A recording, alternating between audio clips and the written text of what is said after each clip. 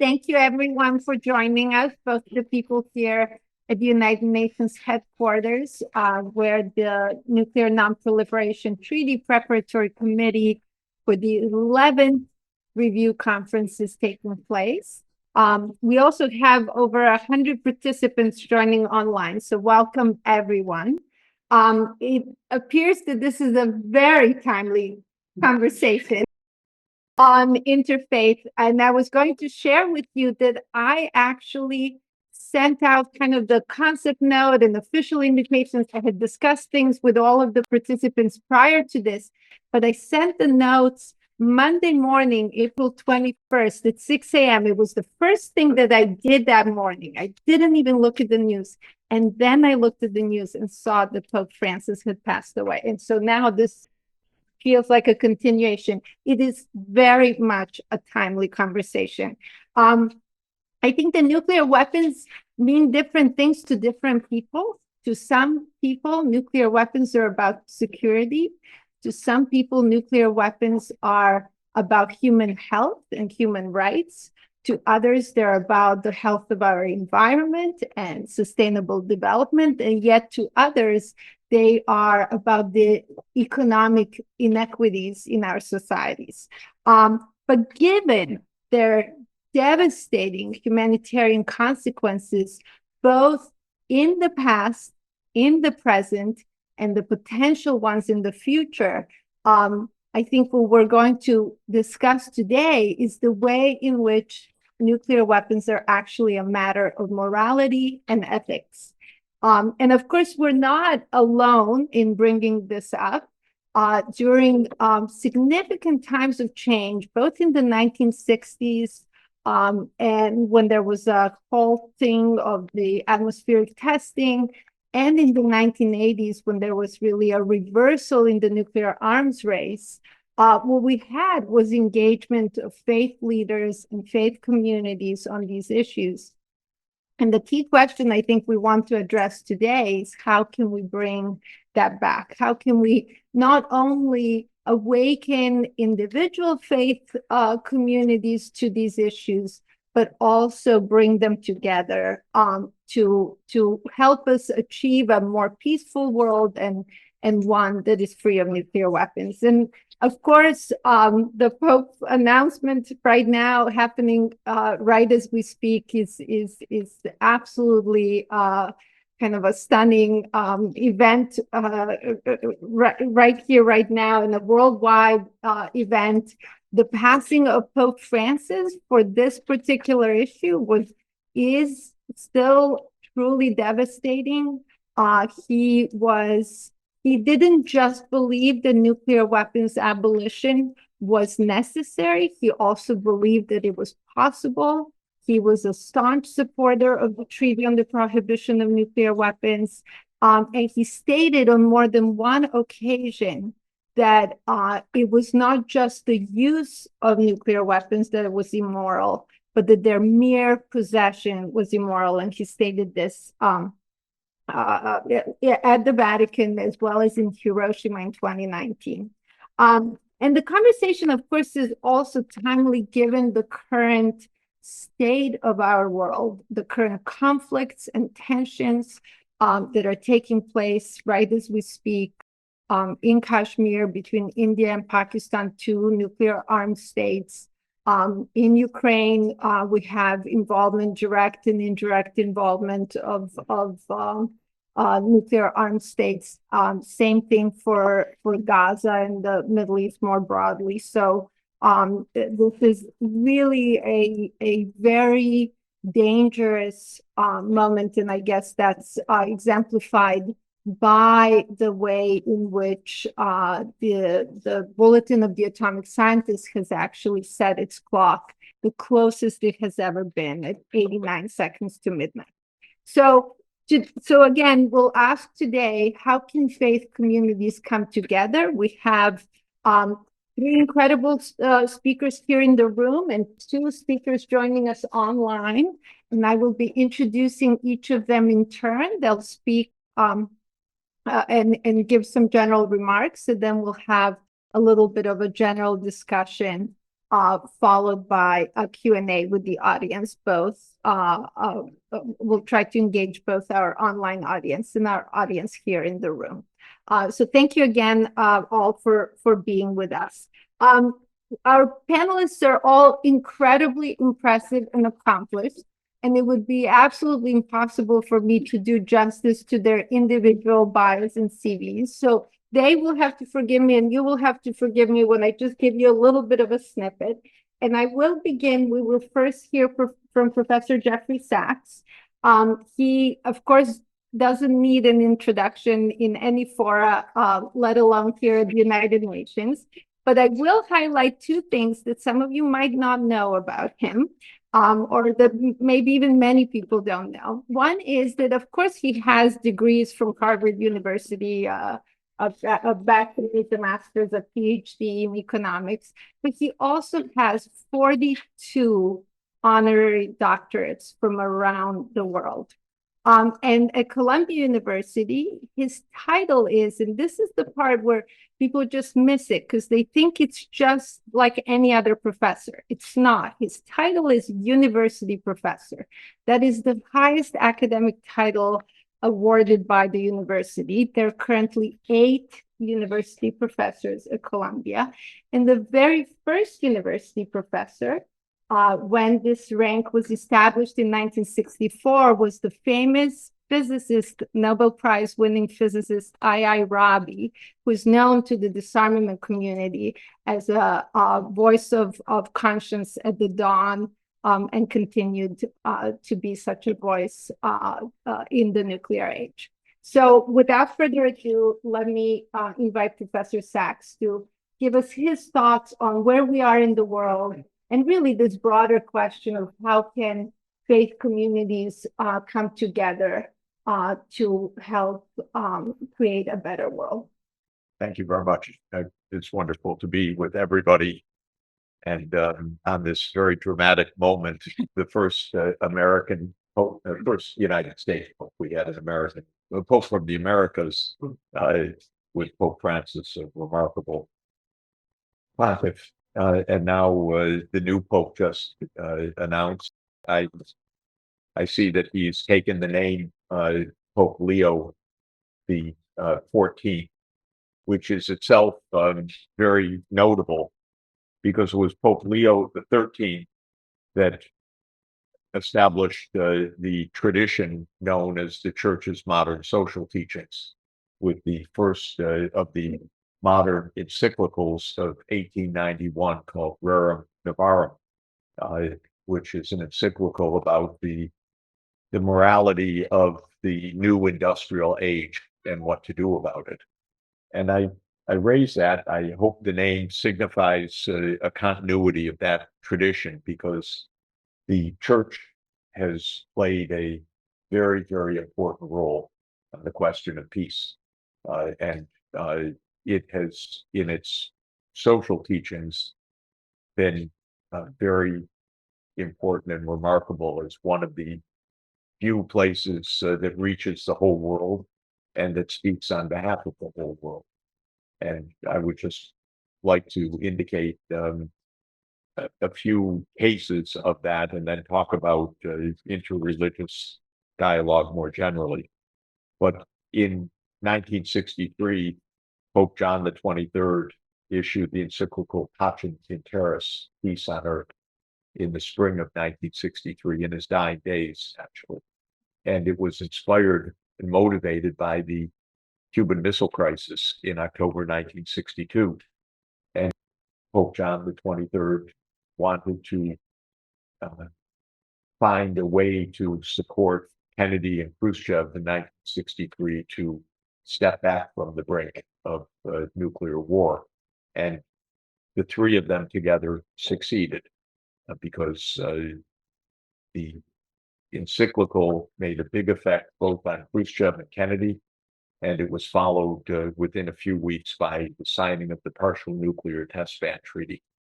And this, to my mind, was an example of one of the decisive moments in modern history where the voice of religious leaders could make a decisive difference in the world. 4 years later, Pope Paul VI issued an encyclical called Populorum Progressio, also in that same Catholic social teaching tradition. And that is quite notable because it made the link of peace and development. In fact, there's a section of that encyclical that says development is the new name of peace. And it's quite a remarkable statement because what Pope Paul VI was saying was that poverty and instability breeds conflict, and conflict breeds the risk of global disaster, and that development is therefore the pathway to peace. And this is very much, of course, the spirit of the United Nations as well, which has as its pillars peace, sustainable development, and human rights. It's three intertwined domains that together are mutually interconnected and mutually necessary. Pope Francis continued in that great tradition of the Catholic social teaching with two encyclicals, one Laudato Si, which was the church's message regarding the ecological crisis, and it was issued in the spring of 2015, a few weeks after which Pope Francis opened the assembly on September 25th, 2015, here at the UN that adopted the Sustainable Development Goals. And the encyclical played a significant role in those goals and in the Paris Agreement that was gaveled on December 12th, 2015, where the Pope played a personal role as well in helping to bring world leaders to consensus on the Paris Agreement. The Pope's final encyclical, or next encyclical, was Fratelli Tutti in 2019. And that's also very relevant for us because Pope Francis's core message was dialogue and connection with the other, and no exclusion for our own safety and our own good and our own humanity. And that encyclical, Fratelli Tutti, is dedicated for the first time in the church's history to a Muslim leader, to the Grand Imam of Al-Aqsa. And the encyclical opens with the history of St. Francis of Assisi in the Fifth Crusade, traveling to Egypt and meeting the Sultan Al-Kamil al-Malik on the battlefield of the Fifth Crusade. They spent the night in theological discourse and debate. Neither side converted the other. In the end, St. Francis was escorted peacefully from the camp, and it showed the encounter of the two great faiths of Christianity and Islam. And Pope Francis wanted to emphasize how crucial dialogue is. One of the great failings in our world in recent years has been almost a complete absence of dialogue. The United States government has not spoken with the Russian government at a senior level until President Trump came in and opened a new dialogue with President Putin. And typically he was roundly criticized for that. How dare you talk to the other side? In this, President Trump is completely correct. It was Biden who refused to have diplomacy with Putin after February 22nd, 2022, 24th, 2022. And this was a great failing because the war in Ukraine not only continued uselessly, but brought us to the brink of nuclear war, especially in the fall of 2022. And not less today, because this war remains not only very costly in lives and in destruction, but extraordinarily dangerous till this moment. It can absolutely spiral out of control. Well, I think the spirit of interreligious communion for peace is essentially about dialogue across faiths and mutual respect across faiths. And this is a very hard thing to achieve, but we have leaders that are committed to it. Our new Pope, we trust, is committed to helping to lead in this line. I don't know him personally, but he is described as being in the Augustinian tradition and the tradition of the community and the tradition of Pope Francis's pastoral approach, which is very, very promising. We have profound failures right now of dialogue that are catastrophic in several areas in Ukraine, in the Middle East, in India and Pakistan, and in the Far East, where the United States has talked openly of war with China, which is a mind-bogglingly wrong-headed, dangerous, one would think surrealistic, but all too realistic discussion in Washington. And in my view and my experience, I know both sides of every one of these conflicts pretty well. It is the failure of dialogue that is the most fundamental problem. In conflicts, there are legitimate concerns on both sides, but there's always demonization of one side by the other side, and always the claim there's no one to talk to on the other side, there's no one to make peace with on the other side, and at least extremists on both sides, inevitably in a spiral disaster, and that there's no alternative but to fight to win. And this is always wrong. If you know both sides of a conflict, you understand that this needs a very different kind of solution from war. Everywhere needs mutual understanding,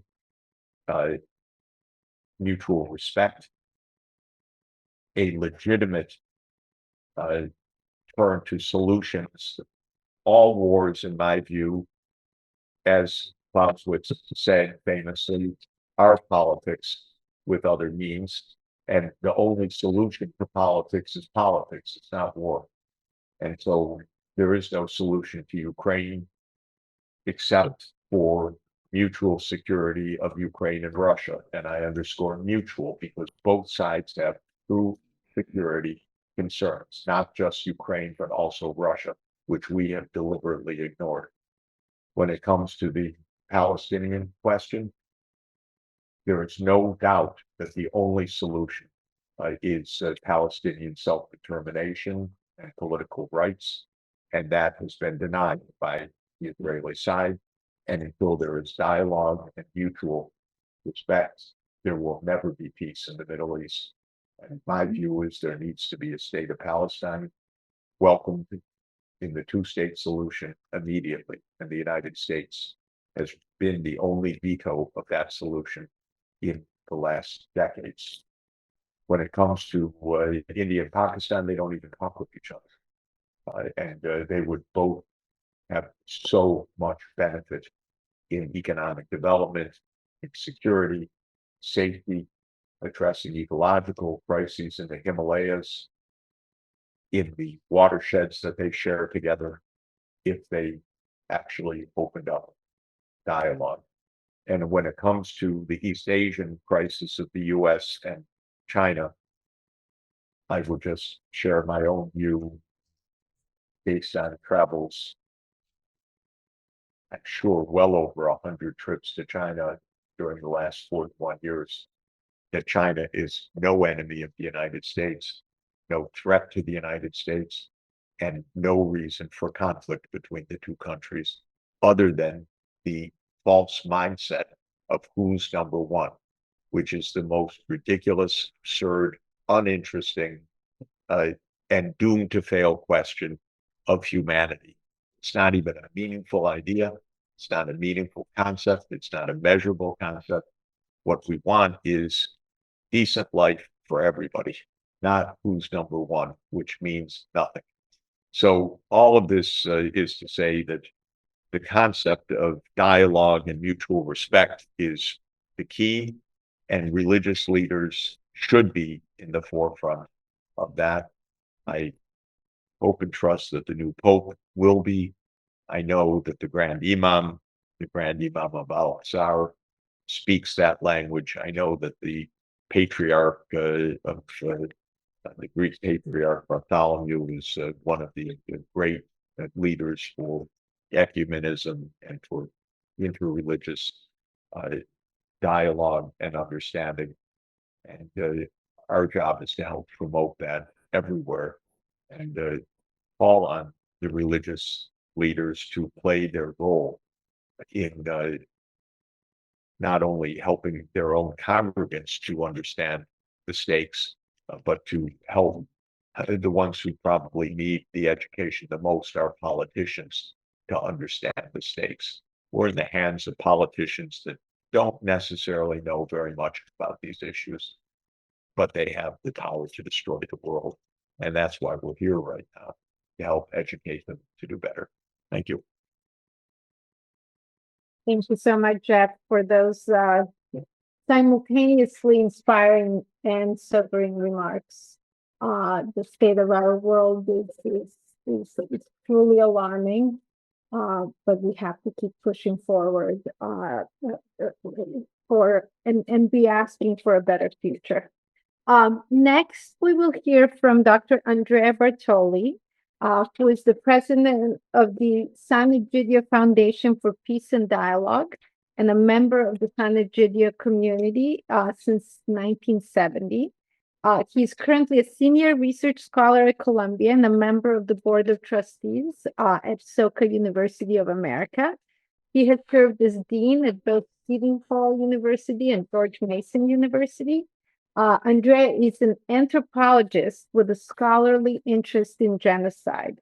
He has participated in numerous peace efforts around the globe, including most recently in the Central African Republic and in South Sudan.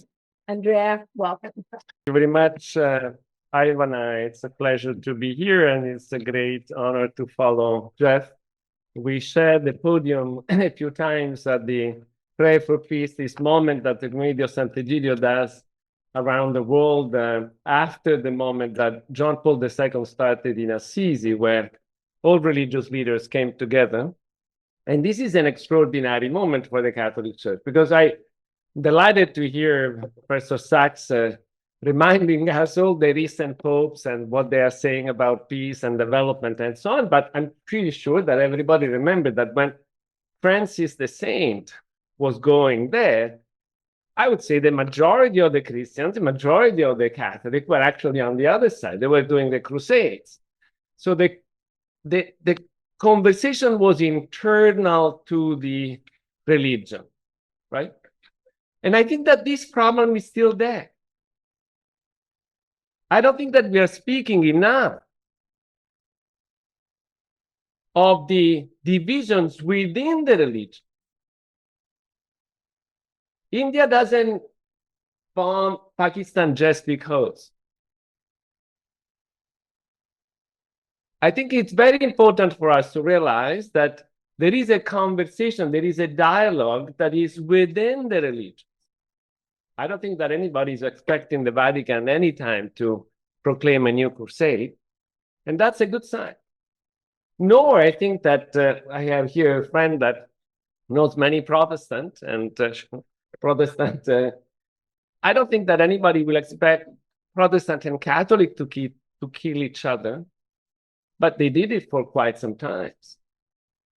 And if we look into Islam, into Judaism, into Hinduism, in a strange way, even Buddhism, it's interesting how in Japan, Buddhists were able to kill other Buddhists. And so my point here is that the first responsibility of religious communities is to dialogue internally and to make sure that the religions as a whole are able to talk to others.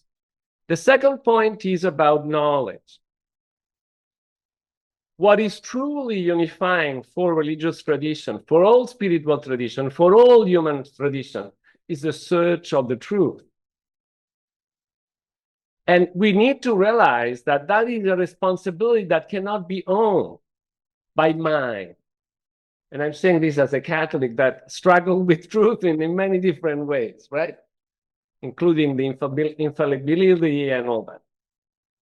But the point here is that I really like Pascal's image of human knowledge as a sphere. And the more the sphere grows, the more the point of connection to the unknown grows. And we need to accept that the more we are growing in this knowledge, the more we need to realize how fragile that knowledge is and how we need to be careful about saying that what we know is sure, is certain. Think about how many retractions in scientific journals, how many times we need to accept that actually we made a mistake, not because we wanted to make a mistake, but because we couldn't do better. So why should we expect that we build 2,000, actually 130,000, they say, nuclear weapons, and we should just be okay? How can reasonable that can be? The title that was given to me is Nuclear Weapons and Genocide, Opportunities for Community Engagement and Citizen Diplomacy. And my response to that is that I welcome that title as a gift, because I think that religious tradition and spiritual community should say no to nuclear weapons, as it was reminded for us. The Catholic Church is very clear. But also no to genocide, because religious communities, as I said before, and human communities participated in genocide before it was named. The name is recent. The name is a gift of the crazy Nazi perfection of genocide.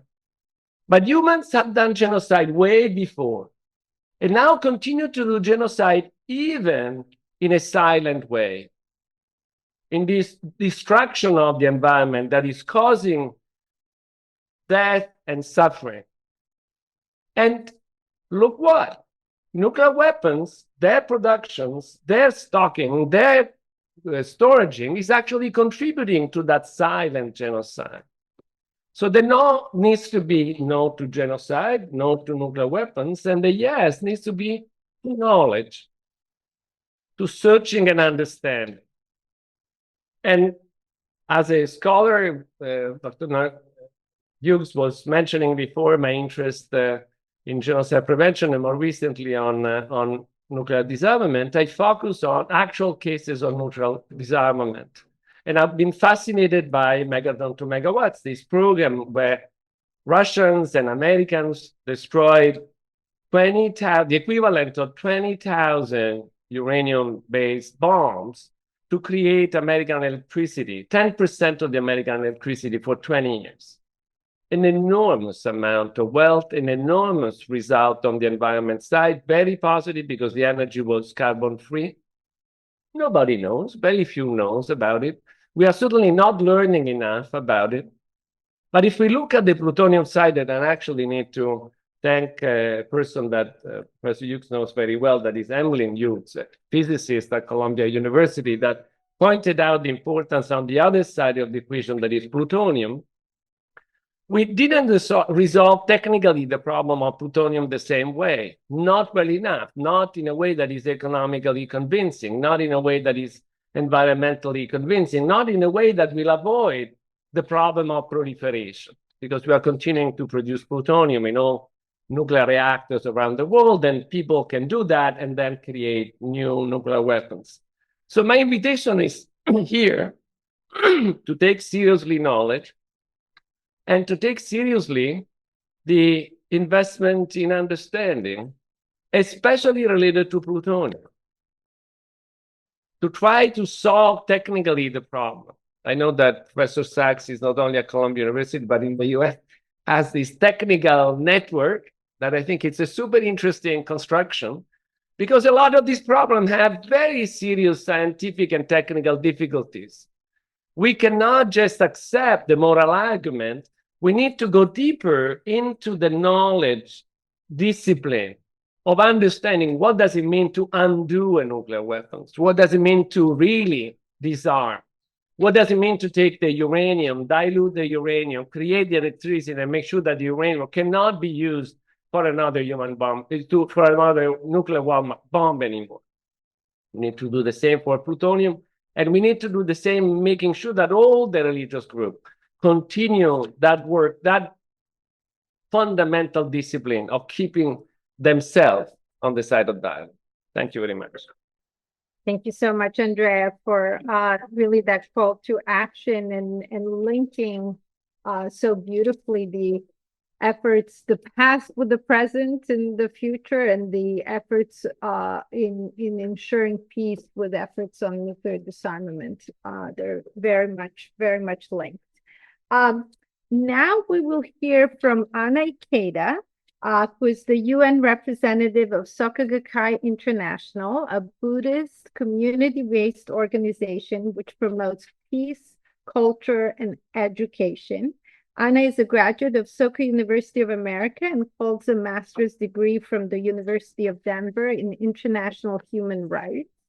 Her work centers around disarmament, both nuclear abolition as well as stopping killer robots. And just to speak on a personal note, for me personally, Anna has really been one of the brightest lights in the nuclear disarmament movement. So welcome, Anna. Please, you may begin your remarks. Thank you so much, Ivana, for the kind introduction. And also thank you to Nuclear Age Peace Foundation for convening this discussion and inviting my organization, Soka Gakkai International, to be part of it. I'd like to first echo Ivana that it's actually very timely that we're having this conversation as we mourn the recent passing of Pope Francis, who was truly a champion of peace and nuclear abolition, and received the exciting news of the election of the new Pope.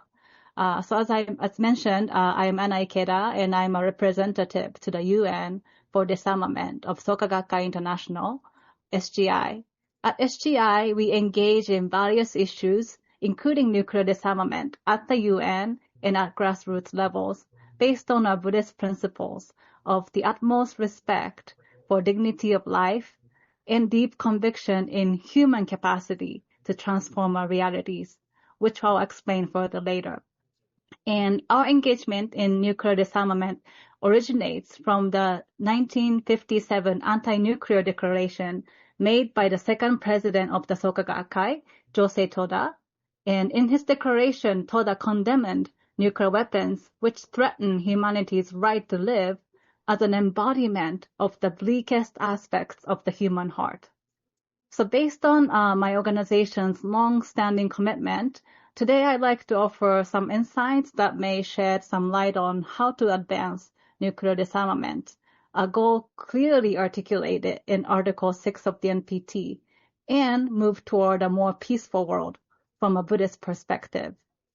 But before I go further, I do want to note that within Buddhism, I'm sure all of you know, there are many different traditions and schools of thought, and I can only speak for my own Buddhist faith tradition as practiced by the Soka Gakkai, which is based on the teachings of Nichiren Daishonin, a 13th century Japanese monk, as well as Shakyamuni Buddha's teachings of the Lotus Sutra.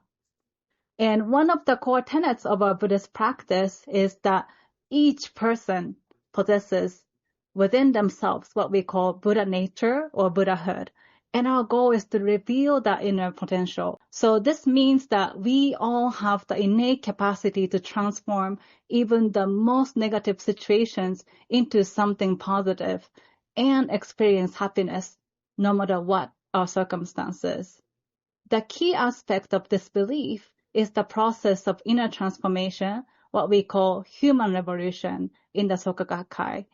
In other words, every change from our personal relations to transforming our society ultimately starts with changing ourselves, which is sometimes a hard pill to swallow. right? And, I don't have time to get into details about this concept, nor is this the right forum. I would just say that this is the most empowering concept. So how does this relate to nuclear disarmament, you might ask? Well, in recent years, SGI has been urging the nuclear weapon states to adopt the policy of no first use, especially within the context of the NPT, in order to reduce the nuclear risks and open a path for nuclear disarmament. We believe that such a policy would significantly enhance the global security climate, and we were pleased that it is included in the current draft recommendation for the NPT review conference. In the statement to the 2022 NPT review conference, late SGI President Daisaku Ikeda stated, and I quote, "Until now, the prime focus of nuclear deterrence policy has been to dissuade adversaries from using nuclear weapons, a goal pursued by expanding nuclear arsenals. States should take a step back and turn the severe gaze they presently direct at the threat posed by other states toward the threat inherent in their own nuclear doctrines. I call on all states to earnestly focus on the contributions they each can make to the prevention of nuclear war and to dramatically reducing the risk of nuclear weapons use," unquote. At the UN fora like this, unfortunately, we often hear that while a world without nuclear weapons is our shared goal, the current global security climate is not conducive to advancing nuclear disarmament. Well, this means that we risk perpetually getting trapped in the current state of being at the brink of nuclear annihilation, precisely because each country is making other countries' actions and policies the determinants and conditions for their own. So our call for no first use is thus rooted in a Buddhist philosophy of self-empowerment, a call for all states to choose their own future for collective security. I would also say that the Treaty on the Prohibition of Nuclear Weapons, TPNW, was a prime example of such self-empowerment, where non-nuclear weapon states decided that they did not have to wait for nuclear weapon states to make progress toward nuclear disarmament. It is a reminder that we each have the power to make a difference. And also, we find the most powerful examples of empowerment and human capacity for change in the voices of hibakusha and others from the affected communities. Despite their pain and trauma, they continue to awaken us to the inhumanity of nuclear weapons, yet never losing faith in humanity. We have the moral obligation to heed their voice. Additionally, it's important that as faith communities, we challenge the concept of nuclear deterrence as a security concern that threatens us all, rather than protect us. In an article published in the Boston Review last September, Professor Elaine Scarry of Harvard University listed the flaws of nuclear deterrence as explained by General Lee Butler. She wrote, quote, "Even before any missiles are launched or populations are slain, deterrence destroys the minds and souls of those who have to bandy about the word deterrence." Butler worries that the Cavalier reference to killing millions of people must harm anyone speaking that way, unquote. I believe her comment is consistent with Pope Francis' assertion that the mere possession of nuclear weapons is immoral. In the Lotus Sutra, there is a story called Parable of the Three Carts in the Burning House. According to this parable, a wealthy man's house suddenly catches fire. However, his children who are inside remain unaware of the danger in which they are placed and show neither surprise nor fear. The man then finds ways to entice the children to come out of their own accord, thus enabling all to exit the burning house unharmed. We are in the burning house today. We have been for the last 80 years. However, the public still remains unaware of the present threat. And those countries that possess and depend on nuclear weapons also continue to underplay the dangers, just like the children in the parable. I believe it is the responsibility of faith communities in particular, to help find a way out of the burning house, to avoid the collective planetary suicide and save everyone, including those contributing to the current dangers. We must make this year, marking 80 years since the Trinity test, atomic bombings of Hiroshima and Nagasaki, and founding of the United Nations, a year of action toward nuclear disarmament. And Audrey, Jonathan, and I are part of the Voices for a World Free of Nuclear Weapons, which is part of the United Religions Initiative. And we have been marking August 6th as Nuclear Prayer Day. So we invite everyone to take prayerful actions on and toward August 6th, and I'm happy to share more individually if you're interested. So to conclude, I'd like to quote a famous passage from the Russell-Einstein Manifesto. Remember your humanity and forget the rest. If you can do so, the way lies open to a new paradise. If you cannot, there lies before you the risk of universal death. I thank you so much.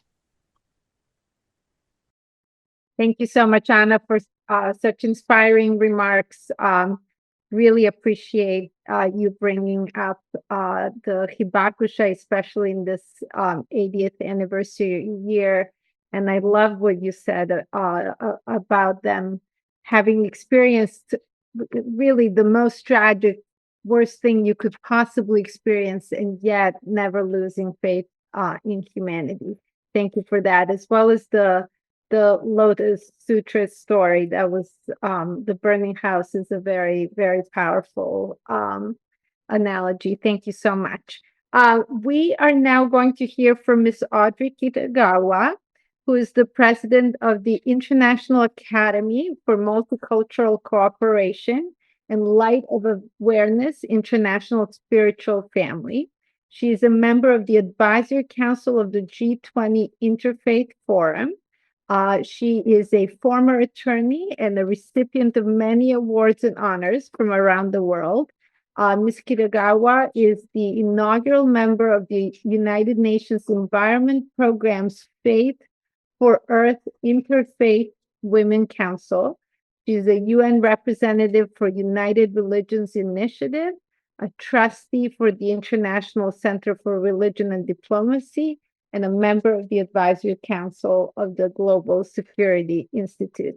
Ms. Kitagawa, thank you so much for joining us, and please, the floor is yours.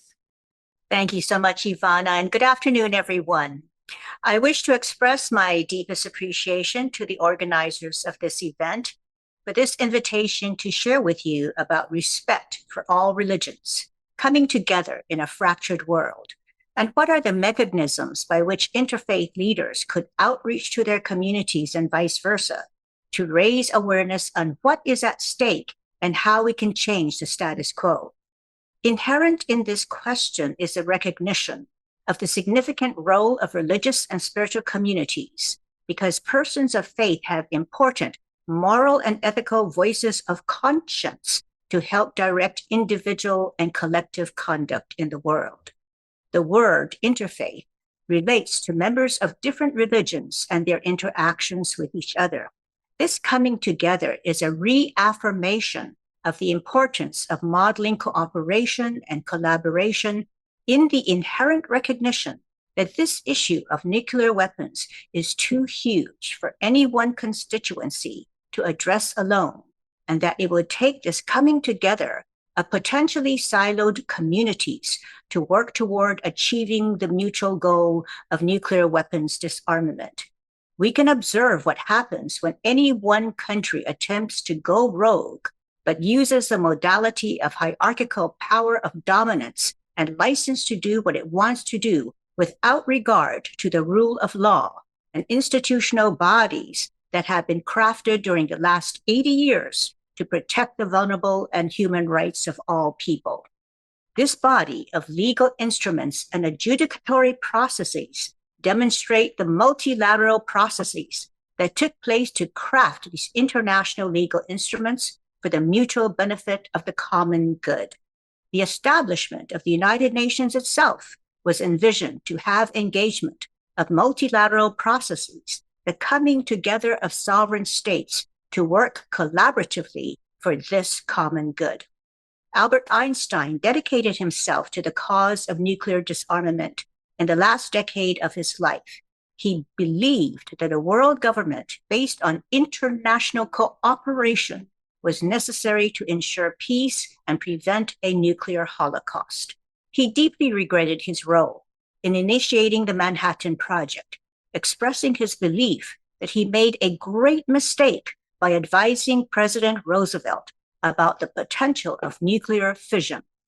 He expressed concern about the dangers of nuclear weapons and their proliferation and the possibility of a world war that could lead to universal destruction. Presciently, he said, "There is no foreseeable defense against atomic bombs. America has temporary superiority in armaments, but it is certain that we have no lasting secret." He noted that the atomic bomb had changed everything except our way of thinking, and the solution lies in the heart of mankind. People of faith are a huge resource that can be mobilized to address this serious existential threat. Rooted in local communities, but associated with global networks, they are profoundly effective platforms that they provide for mobilizing support for disarmament and peace. Religious organizations offer a moral counterweight to nationalistic and militaristic narratives, challenging them with an ethical perspective and promoting the sacredness and value of each and every human life. Through prayer, education, and public advocacy, faith leaders can awaken the conscience and inspire action. We should remember the significant, multifaceted role which religious communities played in shaping both the UN Charter and the Universal Declaration of Human Rights. They influenced the drafting and adoption of these documents by advocating for the inclusion of human rights provisions and providing ethical frameworks for the protection of fundamental rights. They use their influence and networks to persuade governments, international organizations to adopt these principles. These are the foundational documents of the UN, which help to inspire generations of leaders and people all around the world. Though it has taken many years, I share the good news about the progress which communities of faith have made within the UN. Faith communities have been increasingly recognized as significant partners in the work of the UN. We observed that in 2010, the creation of the UN Interagency Task Force on Religion and Sustainable Development. It facilitates knowledge sharing, capacity building, and system-wide guidance on engaging with faith-based organizations and civil society actors. Its primary goal is to deepen the UN system's understanding of the intersection between religion and the UN's core areas of work, including development, human rights, and peace and security. We observe the creation of the Multi-Faith Advisory Council, which provides strategic advice and support to the UN on thematic priorities. The Multi-Faith Advisory Council brings together representatives of 35 faith-based partners, reflecting the diversity of religions and beliefs. We also observe the creation of the United Nations Environment Programme's Faith for Earth and the Interfaith Rainforest Initiative, and the recent inaugural launch of the Faith for Earth's Women's Council. Communities of faith must deepen their lobbying and advocacy for nuclear weapons disarmament by contacting government officials and policymakers. Their participation in international conferences and meetings to discuss disarmament issues have built coalitions with other faith leaders and organizations. It is imperative for communities of faith to raise awareness about nuclear weapons by leveraging their moral authority, organizing joint statements and events, and providing resources for action. They should continue to foster interfaith dialogue and engage with governments to advocate for disarmament. On the political level, we can see the importance of diplomacy, which is the art and practice of conducting negotiations and maintaining relationships between nations or groups to achieve peaceful outcomes and resolve conflicts. It involves communication, negotiation, and the use of tact and skill to avoid conflict and build cooperation. Let us recall that former Secretary of State George Shultz said that trust is a currency of diplomacy. The building of trust is foundational within the purview of religious and spiritual values and teachings. It speaks to the inherent integrity and truthfulness which each person must have in order to build trust in relationships. As Professor Bartoli said, what we find for all human traditions is the search for truth.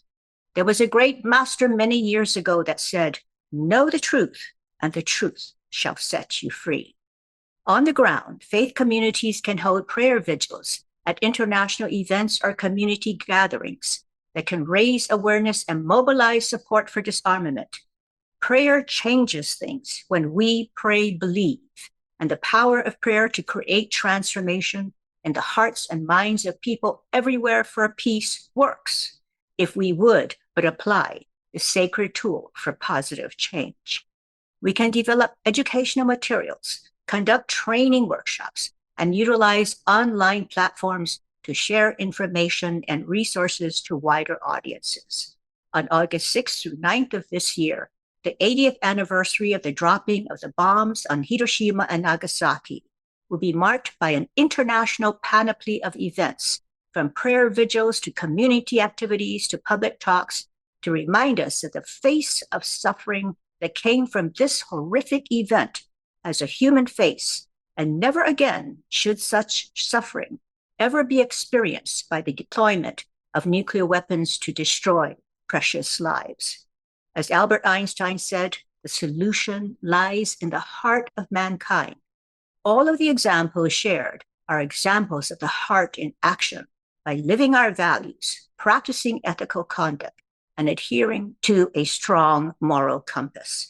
Through these daily practices, we can develop the heart of compassion, kindness, and love. We must actively engage in the support, education, and encouragement of our religious and spiritual communities to become actively involved on nuclear weapons disarmament. Every loving heart will add to the collective movement towards peace. We must continuously forge ahead and never give up on what doing the right thing to affirm and protect the sacredness and sanctity of life. Thank you so much. Thank you so much, Ms. Kitagawa. Thank you so much for those truly insightful remarks, and also all of the work that you're doing to advance interfaith dialogue on so many issues. But as you stated so clearly, this is truly one of those issues where we quite simply must come together. I also really appreciated all of the quotes by Einstein. I also like one in particular where he says, "I know not with what weapons World War III will be fought, but I know that World War IV will be fought with sticks and stones." And I think that that also tells us exactly how he felt about living in the nuclear age.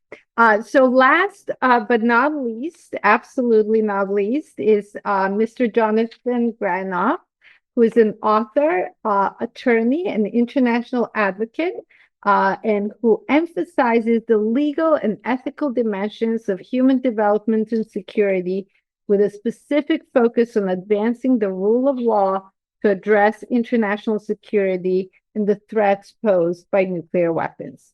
He serves on numerous governing boards and advisory boards, including Lawyers Committee on Nuclear Policy, Fortune Forum, Jane Goodall Institute, the NGO Committee on Disarmament, Peace and Security, Parliamentarians for Nuclear Nonproliferation and Disarmament, and Middle Powers Initiative.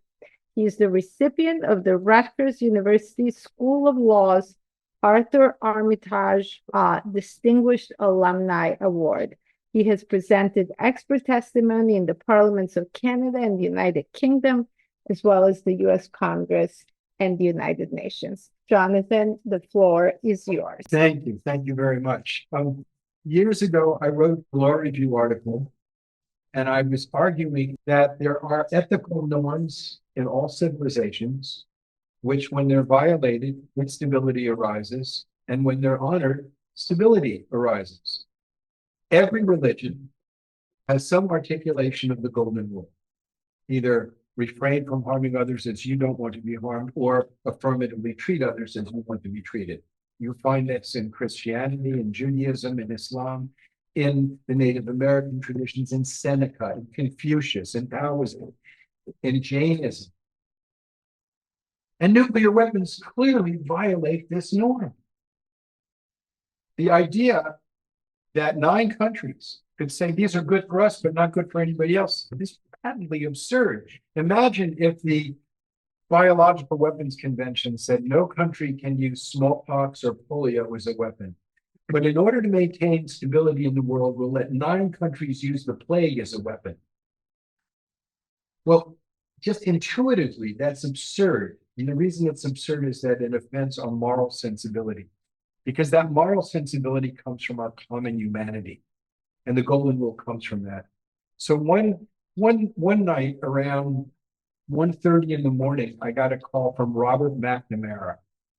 Now, you realize when you write a law review article and you say the sun's going to come up tomorrow, you have to cite the National Weather Service. It's not good enough to say that it's been happening for billions of years. You need authority. So I made this first premise about the golden rule, and I had a footnote in a law review article. And I got a call. Granoff, McNamara here. Just what? I'm half asleep. What is it? What is it? Why are you calling? He said, I want to tell you, I'm writing a book called Wilson's Ghost about what I've learned, and I want to cite your footnote. I said, well, you don't need my permission. What footnote is it? It's the footnote about the golden rule. I said, well, that's fair use. You don't need my permission. He said, no. The reason I'm calling you is I want to tell you that until I read it, I didn't know that Buddhists and Muslims had the golden rule. Now, if there's anything that highlights is the importance of interfaith dialogue. It's the importance of knowing what I responded to Secretary McNamara, which was the following. In all due respect, sir, the golden rule does not come from religion. It comes from the architecture of our humanity. It comes from the human conscience, and all people have that. And his answer really floored me. He's in his 80s. I know, I'm just learning this. Now, that to me is a man of wisdom and humility. Anyone in their 80s who's still learning, that's a man of wisdom. Interesting. So I learned a lot from that experience. And so I was been very involved in interfaith dialogue for many years. And I believe that it would be beneficial if we articulated a golden rule for the 21st century. Because although all of the golden rules have a core sense of equality and justice and compassion, they're said a little differently.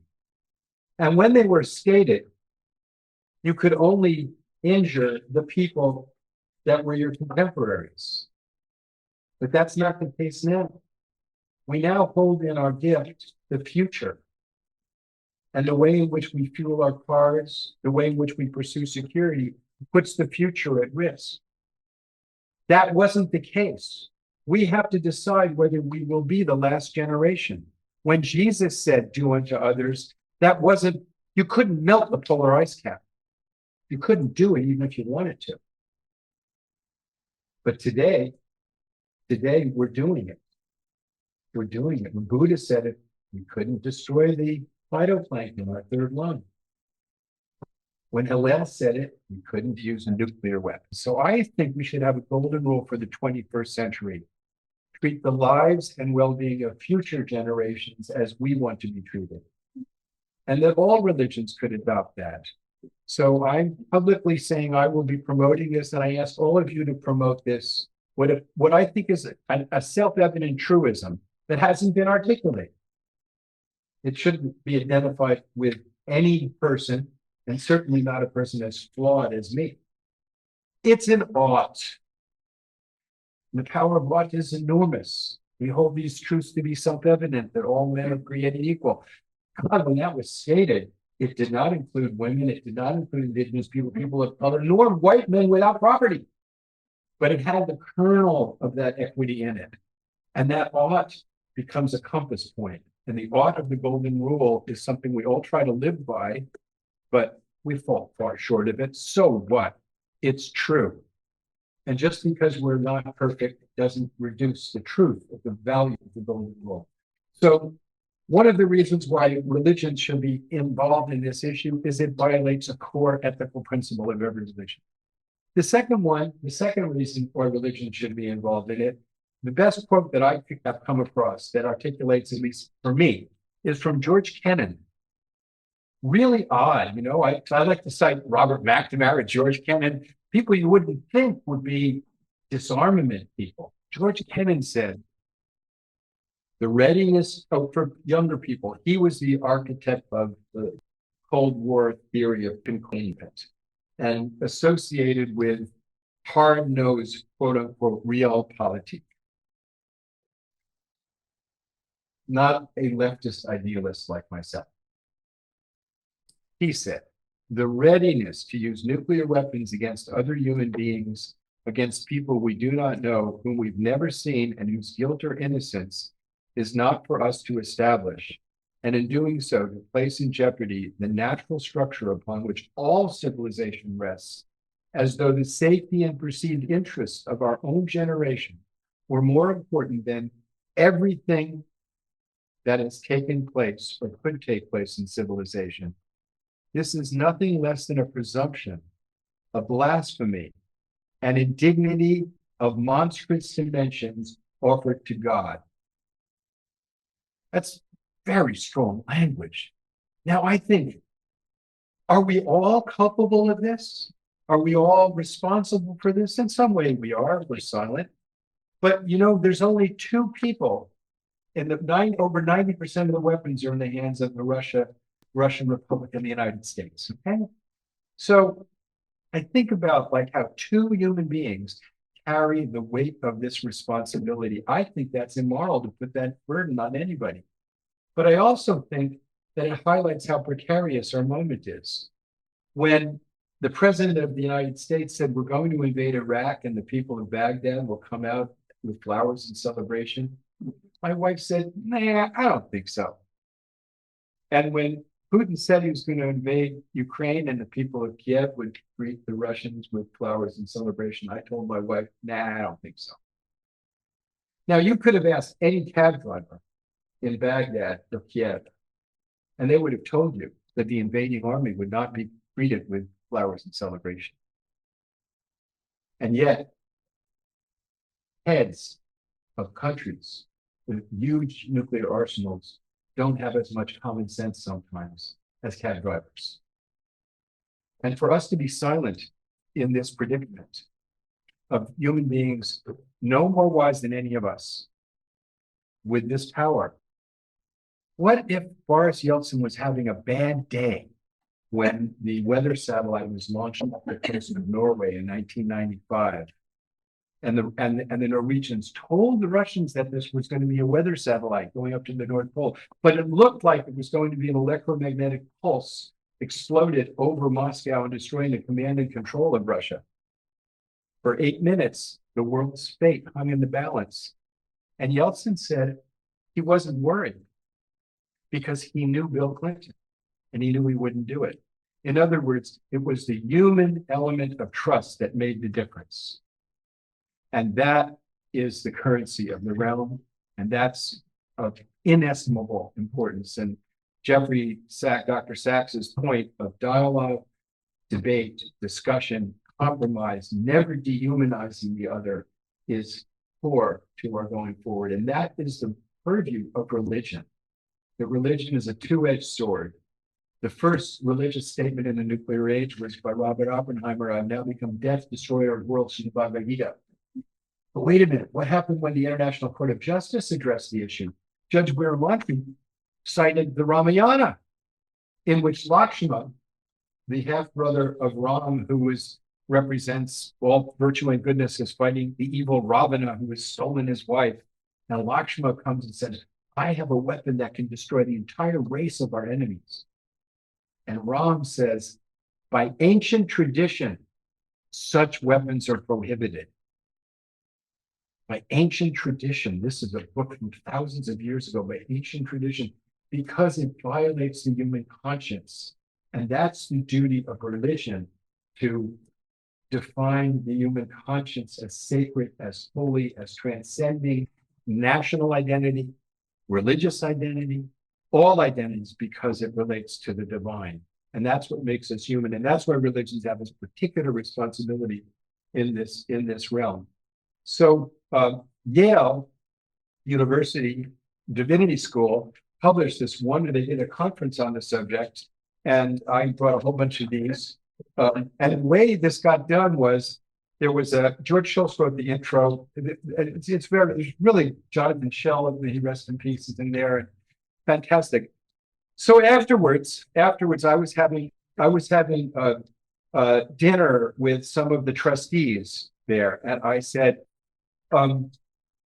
you know, the Norwegian sovereign fund, which they got from the windfall of the oil, is prohibited from investing in enterprises that grossly violate ecology, the environment, violate human rights, child labor, and weapons of indiscriminate effect, landmines, cluster munitions, and nuclear weapons. And this fund has done very well. What are your guidelines for your investments of the endowment of Yale Divinity School? And they said, well, our guidelines are to do what is legally permissible, to maximize profits, so we can have scholarships, quality education, and the good things that we do. And I said, that's really good. Now, at that time, I was practicing law, and I had some clients that I did get rid of when I realized what they were doing. It was a bunch of accountants in South Jersey, and they had a company that were making grossly offensive pornographic films. And I got rid of these clients. I found it really creepy. But they were making 25% on their investment, 25% a year. It was extremely profitable. So I suggested to the trustees there, what do you think? Would you be interested in my putting you together with this film company that makes these pornographic films? Because you'd make a lot of profit. It's perfectly legal under the First Amendment.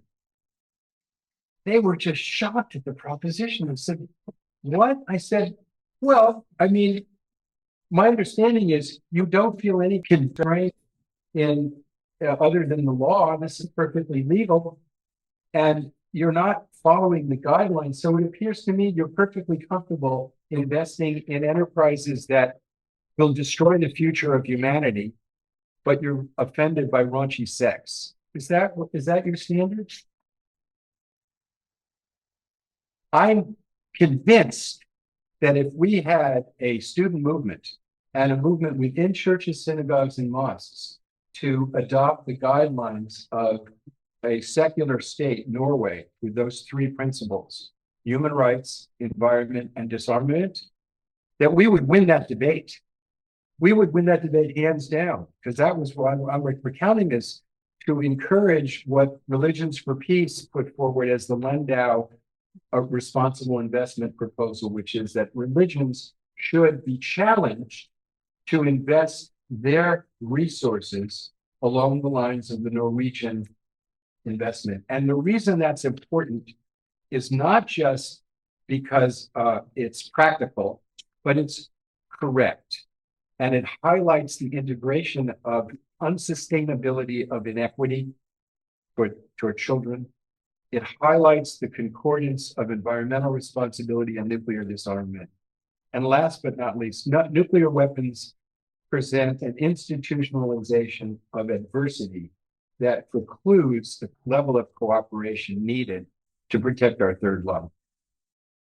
And so the idea that you would negotiate cooperation while on Monday, and then on Tuesday, you're threatening total annihilation over your identity. You're saying, it's Samson, because you're saying, we now know that if 2% of the arsenals were to go off, it would throw enough soot into the stratosphere to destroy the user. So it's not mutually assured destruction, mad, it's going to self-assured destruction, sad. And so it's mad and sad. That's what the science is telling us, and that's the situation that we're in. So I think that if we can get religious institutions to start explaining to people what's at stake, we have to have the energy, the spirit to win it. Because nuclear weapons are inherently immoral and illegal. They're illegal because they can't discriminate between civilians and combatants. And they're immoral because they put the very sanctity of life itself, all life, at risk. And that's why this work is so important and why thank you for convening us. Thank you so much, Jonathan, and thank you for the golden rule discussion as well as the talking really about what we owe to the future generations. It reminded me of the indigenous proverb that we don't inherit the earth from our ancestors, we borrow it from our children. So thank you for that. We are basically out of time, but I thought that maybe, Jeff, you have to leave. Okay. Maybe we'll do just one question, one burning question from here. And then anyone online, if you put questions in the chat, we'll try to look at those afterwards. Thank you. Thank you so much, Jeff. So any questions from here? Yes, Terry. Well, first of all, thank you very much for organizing this panel. This was very inspirational. And I never cease to be amazed by Jonathan's optimism. I've known him for a long time. And I always enjoy listening to you, Jonathan. Thank you very much. I had a comment and a question for Dr. Bartoli, because you mentioned that plutonium produced in nuclear reactors can be used for nuclear weapons. Not entirely correct. We have 431 nuclear power plants generating electricity, providing 11%. If we are to meet sustainable development goals, if we are to meet climate change goals, we need to rely more on nuclear generated electricity. 10 countries have made nuclear weapons. None of them use plutonium from a nuclear power reactor. They all have dedicated nuclear weapons development programs, and all 10 of them either gave or received assistance from another nuclear weapon state. The reason why I raised this is that you very correctly mentioned the megatons to megawatts project, and worked an amazing thing, and you provided the details, but there was a similar agreement also built plutonium from dismantled Russian and American nuclear weapons. And at that time, I was an advisor to the Canadian Prime Minister, Jean Chrétien, and this plutonium would have come to Canada to be burned for generating electricity in Canadian CANDU reactors, which is the only reactor that can burn a mixed oxide fueled by without any engineering to the reactor. So what I really wanted to point out was that plutonium is generated in nuclear power reactors, but the spent nuclear fuel is safely stored, and it is of a type that's not really useful for nuclear weapons. They would use a plutonium production reactor to make plutonium for weapons. So thank you for the question. The debate on plutonium is clearly complicated also on the technical side. I don't think that we have the time here. But I think it's important for us to realize that Frank von Hippel is actually quite clear that the plutonium can be reutilized for the construction of weapons. So you're right that definitely plutonium can be used to create electricity. The problem is, what do you do with the spent plutonium, and how possible it is, different than uranium, to use it anyway? And I agree with you that those who are using plutonium for military purposes are doing that with specific facilities. But it's very important for us as humanity, to capture the difference, because that agreement that you spoke was never implemented, and it was never implemented for a reason, because it was not, as Jonathan was mentioning, economically viable the same way the uranium was. Megaton to megawatts made an enormous amount of sense economically, Plutonium, yes, you can do technically MOX and so on and so forth, but costs money and it doesn't produce the same quantity of economic results. And this is why I was calling for a technical solution that actually replicate what we have on the uranium side. So I'm more than happy to speak with you afterwards. I do think that it's important for us, speaking about the next generation, that we are literally poisoning the world with plutonium that didn't exist before 8 years ago, in the same quantity, in the same quality, in the same way. Just to interrupt, the agreement was not implemented because the Russians and Americans fell apart politically. It was going to be paid for as a non-proliferation and disarmament exercise. It wasn't going to be run on economics. So. And this is why I'm saying that there is a significant difference, right? We can do things technically, but we can do things very differently, as Jonathan was mentioning before, if it makes sense economically, right? If you take... But no one is using plutonium to generate electricity today. Who's using? Well, the Russians are actually doing it. That's an old thing. It's only Russia. Well, but their claim is actually that you can make money out of that. The question is non-proliferation is. So this is the right place. This is the UN is the right place to have that conversation, because if you speak with our Russian friends, they would actually argue not only that plutonium can make electricity, but actually we should, as humanity, learn how to use plutonium exactly for that reason. Could I point something out?